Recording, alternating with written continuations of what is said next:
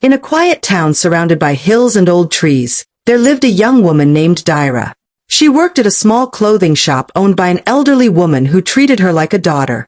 Dira had no family left. Her parents died when she was just a child. She grew up in an orphanage and learned early how to smile even when she was sad. Every day, Dira walked to the shop through the market street. She greeted everyone with a soft smile and kind words. People liked her, but she never got too close to anyone. She had built a wall around her heart, scared of being hurt again. Her quiet beauty and gentle nature caught the attention of many, but she always kept her distance. One morning, while setting up the clothes outside the shop, a man walked by. He wore simple clothes and had a calm face. His name was Elan, but no one knew he was actually the son of a very rich businessman in the city. Elan was tired of the fake life, the noise, and the people who pretended to love him only because of his money. He came to the quiet town to rest and live like a normal man for a while. He rented a small room and found joy in doing simple things like helping old people cross the road or buying roasted corn at the roadside. That day, when he saw Dira arranging clothes with care, he stopped and watched for a moment. "Do you have anything for men?" he asked. Dira turned, a bit surprised. "No, only ladies' clothes. But the shop down the street might help." "All right, thanks," Elan replied with a smile. He walked away, but something about her stayed in his mind. The next day, he passed the shop again. Dira was sweeping the front with slow movements. He waved and said, "Good morning." She looked up and nodded politely. "Good morning." Elan stood for a second, unsure what else to say. "The clothes here look really neat. You arranged them so well." "Thank you," she replied softly, then continued her sweeping. He didn't say more and walked away, but he returned again the next day, and the next. Dira started noticing his pattern. Every morning around the same time, he would pass by and greet her. One morning, he stopped longer. "I see you every day, but I still don't know your name." "It's Dira," she said, brushing her hand over a dress on display. "Dira," he repeated. "Nice name. I'm Elan." She nodded but didn't ask more. She was careful with strangers, especially friendly ones. Elan came the next day holding 2 cups. "I thought you might like tea. It's from the woman under the big tree." Dira looked at the cup and then at him. "Thank you. But why are you being so kind?" Elan smiled. "Maybe I just enjoy kindness. And I like talking to you." She took the tea and nodded. That was the beginning of something new. Days passed and their morning chats became longer. Elan never forced anything. He asked about her favorite colors, the type of music she liked, and if she ever traveled. Dira answered with short words at first, but soon she was laughing at his stories. One day she asked, "You don't seem like someone from around here." "I'm not," he replied honestly. "I came here for peace." "Running from something?" she asked. "Maybe," he said, then looked at her. "But I'm finding something better." Dira blushed and quickly looked away. That evening, Elan sat in his small room, thinking about her. He wanted to tell her the truth about who he was, but he was scared she'd treat him differently. He didn't want that. He liked how she talked to him like he was just a normal man. At the shop, Dira also thought about Elan. There was something honest about him. But she was afraid to let herself feel anything. Feelings led to pain. She knew that too well. The next day, it rained. Elan showed up holding an umbrella. "Come under, you'll get soaked," he said. Dira hesitated, then stepped under the umbrella beside him. They stood in silence, listening to the rain. "Do you believe people can heal from pain?" he asked. Dira thought for a moment. "Maybe not completely. But they can grow stronger." He nodded slowly. "You're stronger than you think, Dira." She didn't answer, but her eyes said more than words could. The following week, Elan didn't show up. Not the next day, or the next. Dira tried not to worry, but she did. Her heart missed his presence. Then on the 4th day, he appeared again, this time in a car, with a driver. She stepped out of the shop and stared. "Elan!" He came out of the car and walked to her. "I have something to tell you, Dira." She folded her arms slowly. "You disappeared. I had to go settle something. I also needed to stop hiding. I haven't been honest with you. I'm not just Elan, the man from the next street. My father owns a big company in the city. I came here to escape that life. But I found something better. I found you. Dira looked confused. So everything was fake? No, he said quickly. The feelings were real. My name, my stories, my time with you, all of it was true. Only the part one hid was where I came from. I was afraid you'd stop talking to me. She turned away. I don't know what to think. I like the simple man who brought me tea. I don't know this version of you. Then let me prove to you that I'm still him. Let me earn your trust again, Elan said. Dira sighed deeply. I don't want riches. I just want honesty. And that's exactly why I want you in my life, he whispered. Weeks passed. Elan visited the shop daily again, this time with nothing to hide. He helped Dira and the old woman fix up the place, even bringing in new fabrics and tools. Slowly, Dira's walls began to fall. One morning, Elan handed her a box. Inside was a necklace with a tiny silver umbrella. For the day we stood in the rain, he smiled. Dira took it with trembling hands. Thank you, Elan. He gently took her hand. So, will you give me a chance, not as the rich man, but the man who loves you? She looked into his eyes, and this time, she smiled without fear. Yes. And that's how love, once in disguise, revealed its true face. Weeks turned into months. Dira and Elan became a familiar sight in the small town. Some people still whispered about the rich man pretending to be poor, but Dira paid them no mind. Elan never acted superior. He still helped the old woman at the shop, still bought roasted corn at the roadside, and still walked with Dira through the market on slow evenings. One afternoon, as they sat on a bench under the tree by the river, Elan said, I want you to meet someone, my father. Dira's heart skipped. Why? She asked. Because I want him to meet the woman who makes me better. The day finally came. A black car pulled into the town square, sleek and loud among the rusted buses and bicycles. A tall man in a gray suit stepped out.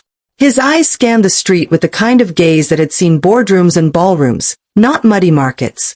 Dad, Elan called, walking up to him. Welcome. Dira stood beside the shop, hands clasped tightly. Elan's father walked toward her and extended his hand. So, this is Dira, he said. She reached out slowly. Yes, sir. He looked her over, not rudely, but deeply. Elan says you are the reason he stayed. I can see why. Elan's father, Mr. Darian, stayed in town for 2 nights. He didn't talk much, but he watched closely. Dira noticed how he studied the shop, the townspeople, even the way Elan laughed more freely here than in the city. On the second evening, he asked Dira to take a walk with him. I was worried when Elan left, he said as they strolled by the quiet riverbank. But seeing him here, with you, he's peaceful. That's rare for him. Dira looked at the rippling water. I didn't give him anything big. Just tea and time. Mr. Darian smiled faintly. Sometimes, that's everything. Before he left, Mr. Darian sat Elan down privately. You've changed, he said. For the better.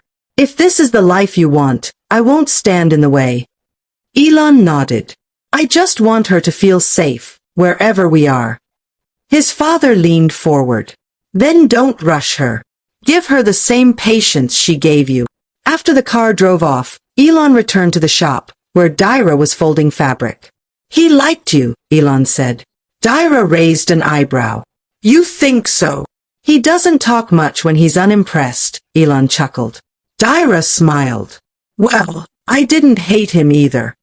One evening, as the town held its annual lantern night, Elan invited Dira to the hilltop where the lights could be seen glowing in the valley below. Children ran with paper lanterns, and couples laid mats on the grass. Elan spread out a small blanket and handed Dira a flask of warm ginger tea. Do you remember the first time I brought you tea? He asked. Of course. I almost didn't take it, she laughed. But you did. He reached into his pocket and brought out a small wooden box. Because of that, I want to ask you something. Dira's breath caught. Her heart started to race. Elan opened the box to reveal a delicate ring, a small silver band shaped like an umbrella handle, just like the necklace he'd given her before. I'm not asking you to marry my name or my father's wealth. I'm asking you to keep walking beside me, under the same umbrella, no matter the weather. Dira stared at the ring. Her eyes brimmed with tears. You make it hard to say no, Elan. He smiled nervously. So that's a yes. Dira nodded, laughing softly through tears. Yes. I'll walk beside you. The news spread quickly, as it always did in small towns. Some were surprised. Some were happy. A few were bitter. He'll take her away, someone whispered in the market. She'll forget us. But Dira stayed the same. She still swept the front of the shop. Still greeted the old men who played cards in the square. Still shared roasted corn with Elan under the tree. I don't want to leave this place behind, she told him one morning. You won't, Elan promised. We'll build something here too.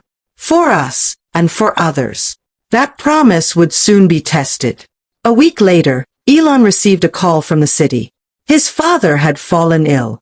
Not critical, but serious enough that Elan had to return. Come with me, he asked Dira. She hesitated. It's too soon. That world, it scares me. He touched her hand gently. You don't have to do anything you're not ready for. But I don't want to be apart from you. After a long silence, Dira said, I'll go. But I'm not dressing like a rich man's fiancé. I'm still me. Elan grinned. That's exactly who I'm taking with me. Dira packed her things in a small travel bag. Nothing fancy, just 2 dresses, a scarf, and her silver umbrella necklace. The old woman from the shop hugged her tightly. Don't let those city people change your heart, she warned. You're gold, Dira, just as you are. Dira smiled with misty eyes. I won't forget you. Elan waited by the car, holding the door open like a chauffeur. Ready? He asked. Dira took a deep breath and nodded. As the car drove off, she watched the only home she knew fade into the distance, unsure of what lay ahead but holding tightly to Elan's hand. The city was louder than Dira expected, cars honking, people rushing, lights blinking even in the afternoon. Her eyes widened as they drove past tall buildings and glass shops. Elan watched her carefully. Overwhelmed, he asked. A little, she admitted. It feels like a different planet. At the mansion gates, security guards saluted as the car passed. Dira's grip on her bag tightened. The house was enormous, like something out of a movie. Inside, maids and staff moved quietly, bowing as Elan led her through. You live here, she whispered. Used to, he said softly. Now I just stay here. Elan's father lay in a large room filled with soft music and filtered air. His face was pale, but his eyes still carried strength. Dira, he said with a faint smile. Thank you for coming. She curtsied awkwardly. I hope you feel better soon. I already do, he said, seeing how calm Elan is around you. That evening, Elan showed her to a guest room, large and full of velvet and gold. I can sleep on the floor, Dira said nervously. Elan laughed. You'll sleep on that bed, and I'll be right across the hall. Relax. You're safe here. Dinner was a quiet storm. Elan's older sister, Liana, eyed Dira with barely hidden judgment. So this is the girl from the village, she said, sipping wine. Yes, Elan said firmly. She's also the woman I love. Liana raised a brow. Love doesn't need to be blind, Elan. Dira said nothing, choosing to focus on the soup in her bowl. After the meal, Elan held her hand. I'm sorry, he whispered. Dira shook her head. Let them talk. I'm not here for them. But deep inside, something stung. She wondered if she'd ever truly fit into this world. The next morning, Dira woke early and wandered into the garden. She found the gardener struggling to lift a pot and offered to help. You're not like the others, he said, surprised. Most of them don't even greet us. I was raised differently, she replied, smiling. From inside the window, Elan's father watched with interest. Later, he called Liana into his study. You don't have to like her, he said. But respect her. She's doing more with her humility than all your years in charm school. Liana frowned but said nothing. That night, she didn't insult Dira at dinner. Elan took Dira to a private spot on the rooftop, overlooking the city skyline. "This place used to feel empty to me," he said. "Even with the lights." Dira leaned on the railing. "I don't belong here, Elan. Not with their dresses and their cold stares." He turned to her. "Then we make our own space. You don't need to become them." She looked up at him, eyes soft. "Promise me something," she said. "Promise we'll never lose what we had in the quiet town." Elan pulled her close. "I swear on every rainy morning we shared." One afternoon, Elan's father called Dira to his study. "I have a favor to ask," he said. "Name it," she replied nervously. He handed her an envelope. "Help me convince Elan to take a role in the company. He listens to you.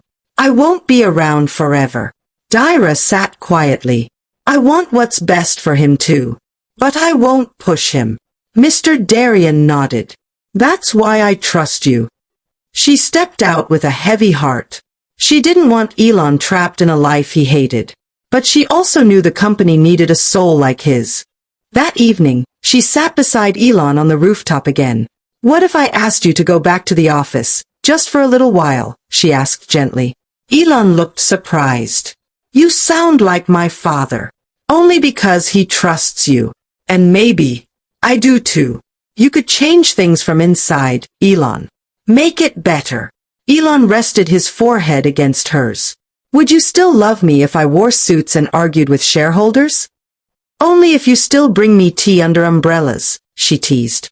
They both laughed, and the city didn't feel so scary anymore. A month later, Elan began working 3 days a week at his father's company. On the other days, he stayed with Dira at a small flat they rented near the town outskirts. They visited the old shop often, surprising the old woman with gifts and laughter. The town welcomed them back warmly, treating them like royalty without crowns. "You're still you," Dira whispered one night as they strolled through the market. "And you're still the girl who changed my world," Elan replied, brushing a strand of hair behind her ear. In that moment, nothing else mattered. They didn't rush their wedding. They planned it slowly, one lantern at a time. The ceremony was held under the same tree where Elan first gave her tea. The guests came from both worlds, rich and poor, city and village, suits and wrappers. Dira wore a simple white dress with her silver umbrella necklace. Elan stood waiting with his heart on his sleeve. As she walked toward him, their eyes locked. "Still afraid?" he whispered as she reached him. "Not anymore," she said. "Not with you." The wedding under the old tree was small by city standards, but perfect in every way. Elan's father sat in the front row, his face softer than anyone had ever seen it. The old woman from the shop shed silent tears, clutching a handkerchief Dira had once sewn for her. Elan's sister, Liana, attended in a modest dress, keeping mostly to herself, but she smiled during the vows. When the officiant said, "You may kiss the bride," Elan leaned forward gently. Dira closed her eyes, and in that moment, it felt like the whole town held its breath. Joy wasn't loud, it was steady, like their hearts. After the wedding, Elan and Dira didn't take an extravagant honeymoon. Instead, they returned to the flat near the town. "Let's build our life, not escape it," Dira had said. Every morning, Elan woke early to make breakfast, sometimes poorly, sometimes surprisingly well. Dira laughed when he burned the toast or poured too much milk in the tea. "I married a fire hazard," she teased. "And you still said yes," he replied, kissing her forehead. Their life was simple, sweet, and deeply rooted in the ordinary things that made their love special. But peace doesn't always last without trials. One evening, Elan came home quiet. "My father's condition is worsening," he said, slumping into a chair. "And the board is pressing me to take full control." Dira sat beside him. "What do you want?" Elan stared at the floor. "I want to be with you, but I also want to honor him. He built everything, and he believes I can carry it." Dira took his hand. "Then you will. And I'll be right there beside you, our pace, not theirs." Her words, soft as a whisper, gave him strength. Months passed. Elan took over the company, working with honesty and vision. He introduced small-town values into boardroom strategies: kindness, patience, listening. Shareholders were skeptical at first, but slowly, results began to show. Meanwhile, Dira started a small boutique near the flat, inspired by the shop where it all began. She hired women from both the city and the village, creating a space where stories, fabrics, and hands met with respect. "You've turned thread into change," Elan said one evening, standing at the shop's doorway. Dira smiled. "And you've turned power into peace." Elan's father passed away peacefully, his hand in Elan's, Dira at his side. He left behind not just a company, but a legacy of trust in the son he once feared would drift. At the quiet funeral, Liana came and stood beside Dira, not out of obligation, but choice. "He always liked you," she whispered. "I get it now." Dira looked at her gently. "It took time. For both of us," Liana admitted. They held hands briefly, a fragile peace beginning to form. In the years that followed, Elan and Dira became symbols of balance. They didn't live like royalty, but they also didn't hide from the wealth Elan inherited.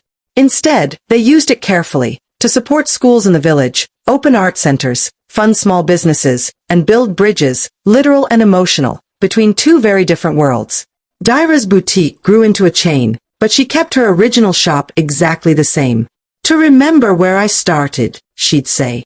And every week, she'd still have tea under the big tree with the old woman who once called her daughter. One evening, as the sun dipped low and painted the sky gold, Elan surprised Dira with a picnic. They sat on a familiar hill, the same one from Lantern Night years ago. "You remember this spot?" he asked. She leaned her head on his shoulder. "Every blade of grass." He reached into the basket and pulled out a tiny box. Dira's eyes widened. "Another ring," she laughed. "Not a ring," he said. "A charm for your necklace." Inside was a tiny silver heart, engraved with a single word, always. Dira pressed it to her chest. "You still find ways to surprise me." They built a small house near the hilltop, modest, with wide windows, wooden floors, and a garden full of lavender and cornflowers. They hosted children from the village and city alike, teaching them crafts, business skills, and kindness. "Love is not just a feeling," Elan would tell them. "It's a decision you make, again and again, every day." Dira would smile and add, "And sometimes, it's a cup of tea on a rainy morning." Years later, people would ask how it all began. Some would assume she married into money. Others thought he saved her from poverty. But those who truly knew them understood the truth. It was never about rescue. It was about recognition. Two people, quietly broken, found safety in each other, found laughter in silence, and built a love not on grand gestures, but shared umbrellas, folded clothes, and burnt toast. On their 10th anniversary, they returned to the riverbank where Mr. Darien once told Dira, "Sometimes, tea and time are everything." She stood there in a simple dress, her necklace now holding two charms, the umbrella and the heart. Elan walked over with gray at his temples, the same calm face she fell for. "You still believe people can heal from pain?" he asked. Dira nodded slowly. "Yes. But only when love walks beside them." He kissed her hand. "Still walking. Still beside," she whispered. Please, subscribe to African Tales by Helen Gold for more African stories. Comment, like, share, and turn on your notification bell. Thanks for always watching our story.